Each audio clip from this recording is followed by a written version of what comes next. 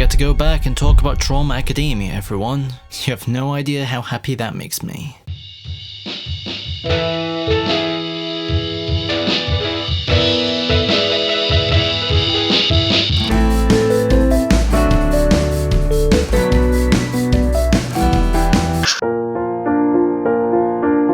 Alright, before I properly begin, there's some terms I need to contextualize: memory, trauma, and imagination, for the reason that these three components are deeply interrelated because they're all involved in shaping our sense of self-identity.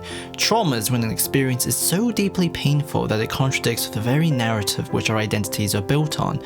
It's like a wound in the mind. Subsequently, our imagination becomes deeply affected by this because if you can't remember the past because of the pain, then you can't imagine the future. Life without continuity means life without an identity.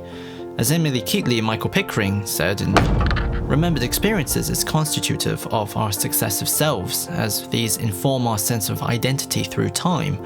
This is like my freaking favorite book, by the way. So think of it this way: our memories are like scenes in a story, our identities are the themes that are produced, and trauma is when the pattern is broken because of how painful remembering becomes.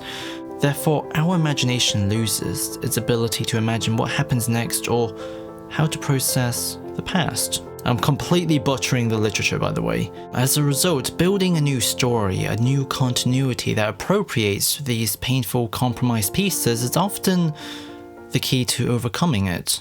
Rey and Kylo Ren offers a unique opportunity for this sort of memory-driven analysis because despite how haphazardly the sequel trilogy is written, themes of trauma always serves as the main reference point that each story builds from. You're haunted.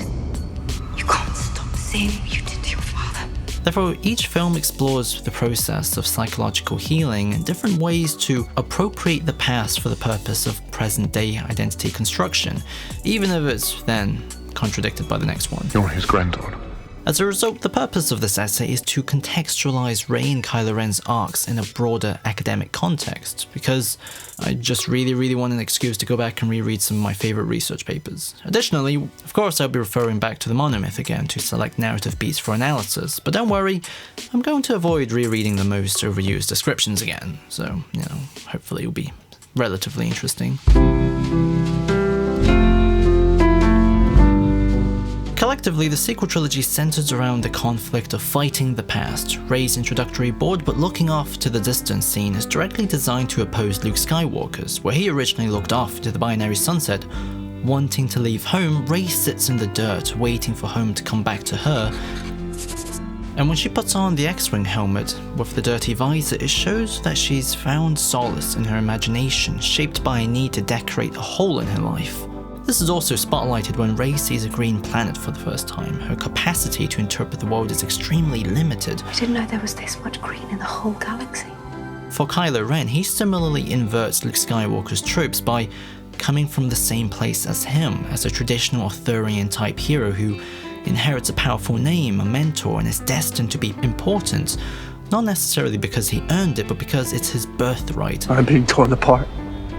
I want to be free of this pain. However, instead of embracing it like Luke did, this corrupts Ben with an obsession with power and resentment of his own life because everything was out of his control. With that mighty Skywalker blood, and in my hubris, I thought I could train him, I could pass on my strengths.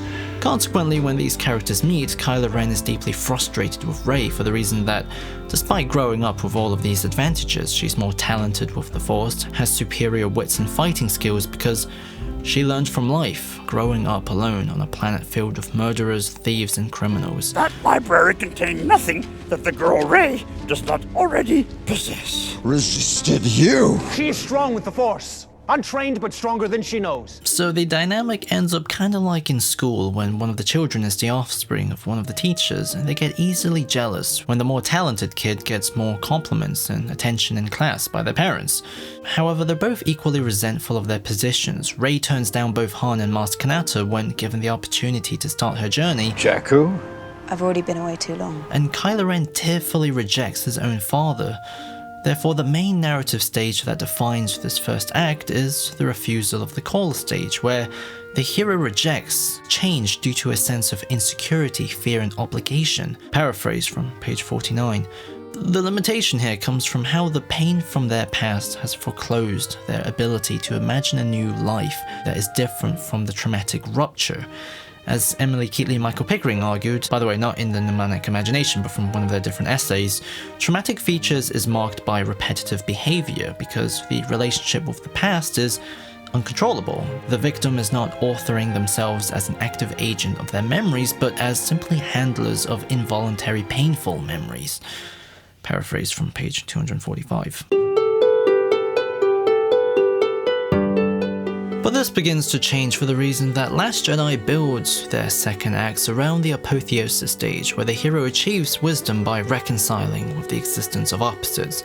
Paraphrased from page 146. What changes for Rey despite the initial refusal of the call is when she's given the opportunity to make her imagination into reality and validate all her suffering, because she didn't go to Luke Skywalker for the resistance, she went for herself. He even recognizes this. We need your help.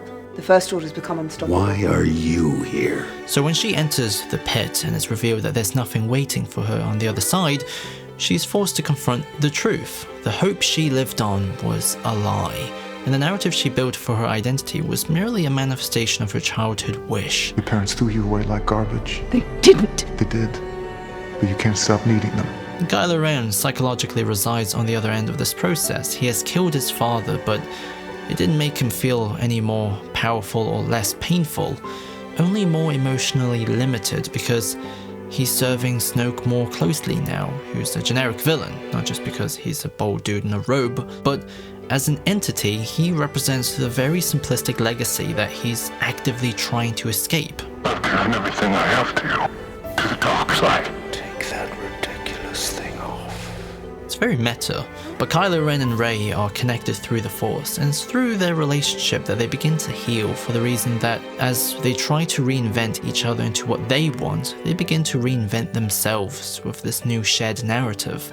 As Jeffrey Prager argued, overcoming trauma's debilitating impact depends on the individual's capacity to travel inward to uncover one's own layers of self-protectiveness against its recurrence. Only with the weakening of protections against defensive efforts to preserve the self is it possible to hope to re-establish a present firmly in place. Rey thought she cosmologically mattered, but when she discovers she didn't, her story found meaning by being involved in Ben's. Similarly, Kylo Ren wants to be like Rey, someone who doesn't have their story written by someone else before they were even born. Plus, they also clearly fancy each other. Do you have something, a cowl or something you can put on? Therefore, with each other's stories, they finally have the materials to imagine a future. You have no place in this story. You come from nothing. You're nothing. But not to me. Although the reveal that Rey was sold away for drinking money is obviously retconned in the next movie, but in doing so, Ben's assumptions can also be retroactively understood as him revealing how he sees his own life. That he was sold away by two indifferent parents for their own indulgence to a guy who treated him as a slave for his own ego. I failed. Because I was Luke Skywalker. This doesn't contradict anything, especially on a thematic level, because the rest of the scene is Ben projecting everything he wants onto her. Please. However, Rey and Kylo Ren's path diverge for the reason that, ironically, despite how Ben wants to kill the past, he clearly hasn't moved on. Please don't go this way. No, you're still holding on! Let go! To accept a new identity, you have to be at peace with the past, especially with painful memories. Otherwise, it's all just words, and there isn't actually a new psychological continuity or story that has been made. Ben's resentment, anger, and obsession with power still directs him, and now he's trying to use Rey to vindicate the limitations of his imagination. Therefore, Rey sees through all of this because these were the exact same motives she started the film with. And her experience with Luke's extreme impotence and tearful confession has given her enough humble foresight to say no. And therefore, unlike Ben, she reconciles with the contradiction of her life. We have everything we need. This is all symbolized by the hand imagery. It begins with her putting her hand out to Luke, then to Kylo, but in the end, she puts her out for the resistance because she lived her whole life waiting for someone to do it for her. And now, she writes her own story. Whereas Ben continues to fall without a clue of what he did wrong, and again and again and again. Ironically, this also leads to more failures. He killed Snoke, only to become him. His preoccupation with Luke is what allows the Resistance to escape, and when he enters the Rebel base on Crait, the image is composed similarly to Darth Vader on Hoth. His power is merely just an expression of impotence. But then Palpatine appears out of nowhere like a paedophile in McDonald's, and Rey's control of her self-identity is taken away once again because she discovers she's a Palpatine.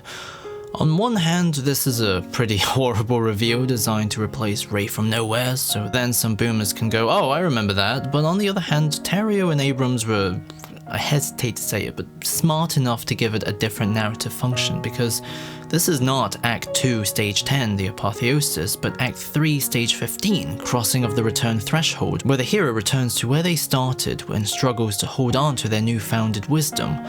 Paraphrase from page 189. Because Rey's journey started with a question, who are my parents? Then she learned that this question shouldn't matter, instead she needs to answer, who am I? However, now she's given a narrative that contradicts the answer that she made, and that becomes a second rupture. Rey is not confronted with another question, but a statement. You are this. Safe. You remember more than you say. I've been in your head. I don't want this! Search your memory. Therefore, thematically, the purpose of Rey Palpatine is not to be an answer, but be a challenge to the answer she made before. The movie stresses this by composing the reveal scene with the same beats from the previous one, but this time, they're on the same page. Rey is not tearfully heartbroken, but angry, frustrated. You know what you need to do. You know. I do. As a result, Rey is now in the same place as Kylo Ren, someone resentful of what they inherited and therefore wants to kill their fathers in order to live their life on their own terms. I'm going to find Palpatine and destroy him. Additionally, for Kylo Ren, Palpatine is mnemonically the scene of the crime, and meeting him has prematurely resurrected all of his defensive barriers again. About the mask? No, sir. Well done. He rebuilds his snowboarder helmet, plots to kill his new father, and is once again chasing Rey. I have other plans. Therefore, they've both gone back to who they were before, a boy in a man's helmet, and a lonely girl with no real answers and struggles to even trust herself. People keep telling me they know me.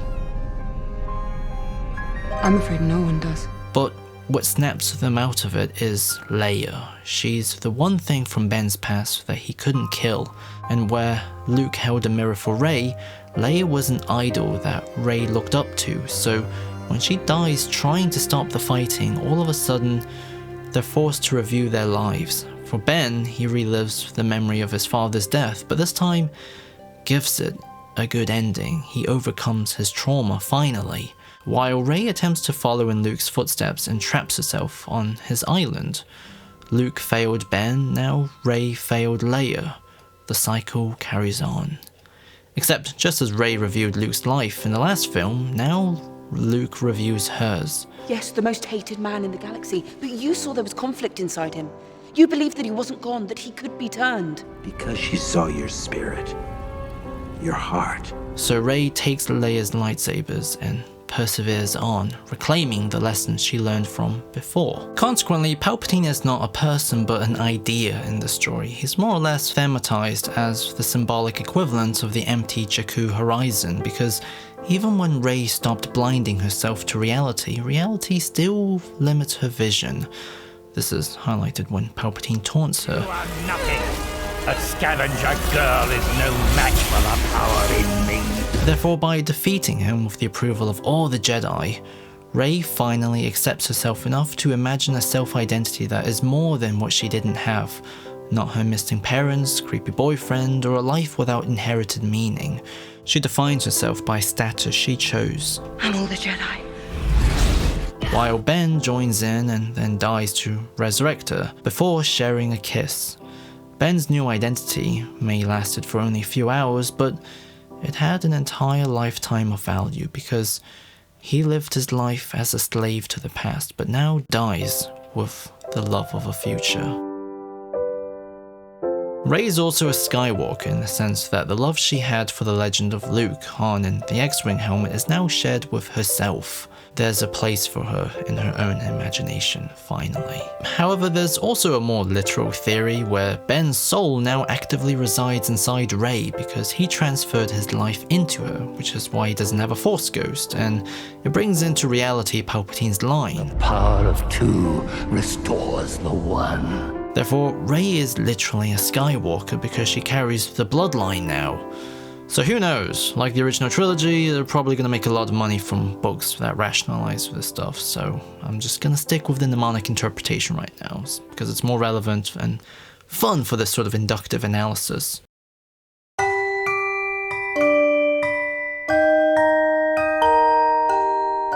It's important to state that memories exist neutrally. They're not good nor bad in themselves. Instead, it's how we author them that gives such moral meanings. There's a great quote by Barbara Mistel. Only an open, critical, and reflective memory represents the morally important value. On the other hand, a closed, fixed memory of the event offers only the single, authorized version of it and can cause moral damage. This is an apt way to understand Rey and Kylo Ren's relationship with memory, because in all three films, as lonely individuals, much of their pain comes from how they try to contextualize their traumas on their own terms. Rey conflated the memory of her parents so she can imagine an end to her loneliness. Ben aggravated conflict with people like Luke and Han so he could imagine a life with power over his pain. But together, they share their authorship of the past. Even if it's inaccurate, it doesn't matter because it's the act of sharing that they psychologically heal each other. They're able to use their traumas to benefit the other. And that's an important step to recovery for the reason that acceptance requires putting the past to service the present. They learn from each other a different way to contextualize the past. But hey, this was just something I wrote in my spare time, so let's end this video with a completely unnecessarily melodramatic piano tribute that I made a year ago and didn't have anywhere else to put it.